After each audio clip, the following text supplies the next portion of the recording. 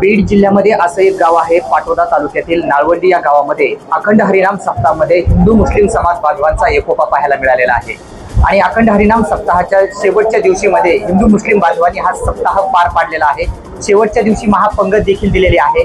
यामध्ये याच गावामध्ये आपण आज सध्या आहोत। या ठिकाणी माझ्या पाठीमागे नाळवंडी गावातील जे ग्रामस्थ आपण पाहू शकता, एका एकोपाने या ठिकाणी सर्व गावामधील कार्यक्रम ते पार पाडतात। याच पद्धतीने आपल्यासोबत आपण सुरुवातीला गावाचे सरपंच आहेत त्यांच्यापासून सुरुवात करूया।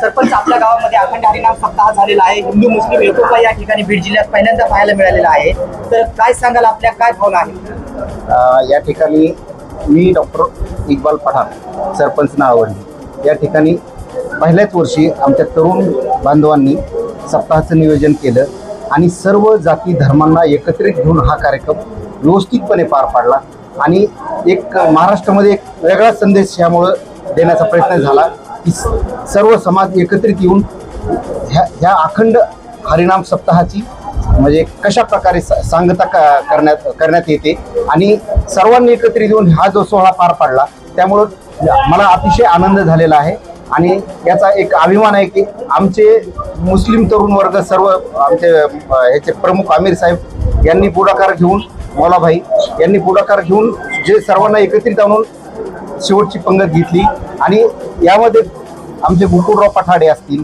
एकनाथ गुजर असतील, ह्या सर्व हे आपले काकडे असतील, बाप्पा काकडे यांनी सर्वांनी पुढाकार घेऊन जो हा कार्यक्रम राबवला हा निश्चितच कौतुकास्पद आहे आणि आम्हाला व आमच्या सर्व ग्रामस्थांना याचा खूप अभिमान आहे। अशा प्रकारे हा हिंदू मुस्लिम बांधवांनी एकोपाने सर्व कार्यक्रम केलेले आहेत। मात्र यामध्ये देशभरामध्ये चांगला संदेश जाण्यासारखा आहे। आपल्यासोबत आणखी काही नागरिक आहेत, काय सांगाल, कसं वाटतं आपल्याला ज्या पद्धतीने तुमच्या गावामध्ये हे नियोजन झालं आहे? काय नाही, कसं नाही, चांगलं वाटतंय।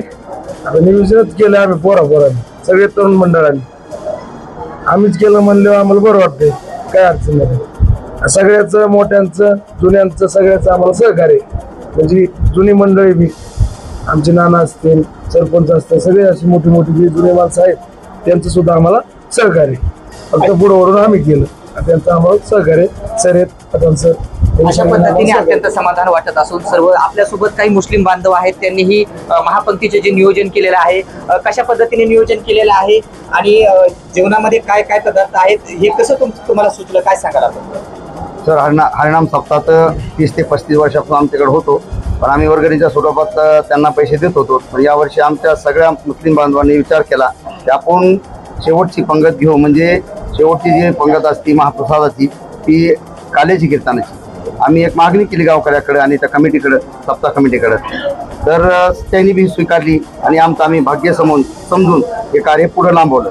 तर त्यांनी आम्ही विचारलं की ह्याच्यामध्ये काय काय पदार्थ असतात, तर ते लाडूचे जे भोगा असतो ही एक तयार करायला सांगितला आणि चिवडा प्रसाद म्हणून हे असतो तो चिवडा बी तयार केला आणि मसाला भात अशा प्रकारचे 3 पदार्थ आम्ही तयार केले आणि सगळ्यांनी गुन्हा गोविंदाने आम्ही हा प्रसाद घेतला आणि फार आम्हाला या गोष्टीचा आनंद झाला आणि आमचे मुस्लिम बांधव आणि हिंदू बांधव सगळे एकत्र आल्यामुळे आम्ही सगळे म्हणजे भरभराटून या कार्यक्रमात आणि भरपूर आम्ही खुशीने झुमू लागलो आणि आम्ही तर केलं, पण आमचे हे हिंदू बांधव बी आमच्यापाशी छोटा बी कार्यक्रम असून द्या, हे सगळे आमच्यासाठी धावून पडतात आणि कुणापाशी आमच्यापाशी जातीवाद किंवा जाती आता आणि कुणाबाबत कुणाची अशी बिलकुल काही अफरातफरी नसती। सगळे एकामेकाला दुखादुखात हमेशा आम्ही असतो।